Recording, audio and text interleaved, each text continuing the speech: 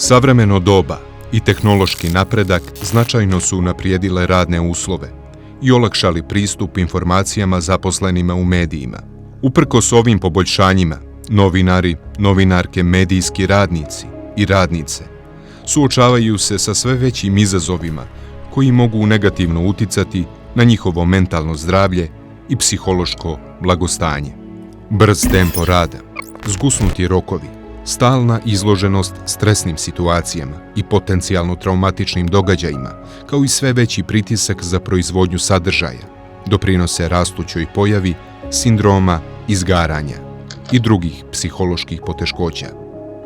Sindikat medija Crne Gore osnovao je servis psihološke podrške za sve nas. Radionice, savjetovanja, obuke, sve to sada nam je dostupno kako bismo očuvali mentalno zdravlje. Posebno je važno da znamo kako pružiti prvu psihološku pomoć sebi i kolegama. Iskoristimo ove mogućnosti jer briga o sebi je prvi korak ka boljem novinarstvu.